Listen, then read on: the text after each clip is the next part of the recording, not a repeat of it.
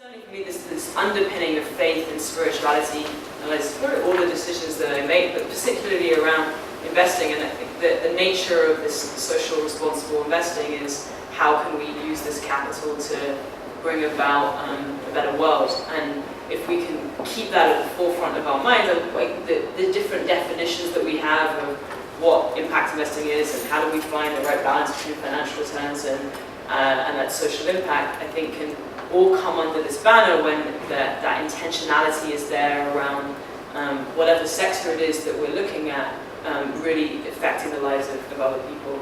And so both through Calvert and also through a small social enterprise I have called Phoenix Global Impact, which is mainly focused on impact investing in China. I try to think about these things a lot. And I think particularly in regions like China and other places that a lot of this work is around, it's not just about how do we allocate this capital, but how do we use that as a mechanism for engaging people's whole selves, and kind of thinking about capital as not just the financial capital that we have, but also the social capital and the human capital, and sort of using it as a mechanism for people to help to actualize themselves and actualize what they're born to do. And so certainly they mentioned like the inspiration behind faith, which really places an emphasis on placing our faith into action, so that it's not just words that begin and end in words, but really is about taking those principles and translating them into the world. And I think one great mechanism for doing that is through practice. In the Jewish tradition, there was a philosopher named Maimonides who lived in the Muslim world and is considered one of the greatest philosophers of the Jewish tradition. He came up with a ladder that he felt was from the lowest to the highest forms of charity.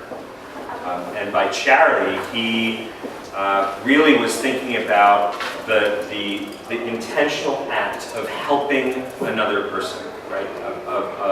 Of giving to another person. So at the bottom rung of this scale is essentially a direct gift from one person to another, where the two people know each other.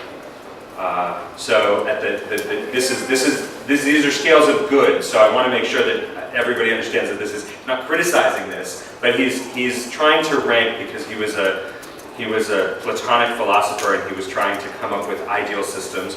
The most basic form of social good is, here's a person in need, I will reach into my pocket, I will give alms, essentially, and I'll look into the eyes of the person to whom I'm making the gift, and we will know one another. And he goes up this ladder and introduces ideas of anonymity, where the giver is known but the recipient is not, where the recipient is known but the giver is not. What strikes me is very interesting about this is that the top of the ladder, right, just before the top of the ladder is totally anonymous giving, right? And then we get to the top of the ladder, and what's at the top of the ladder is something that most people don't think of as charity when they think of charity in the purest sense of the term. It's giving somebody a job. It's giving somebody the means to help themselves. If necessary, it's creating a job that may or may not be entirely necessary, but nonetheless will help that person get back on his or her own feet.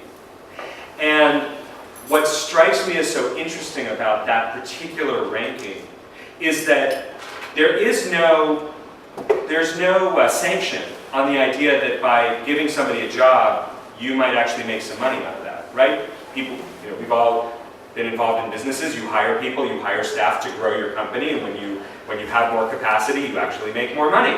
And so the notion that charity can help someone else while also providing a benefit back to the giver is not problematic at all in this structure. And I think it resonates a lot with what John was saying earlier in terms of there's virtue. This is sort of a virtuous business model.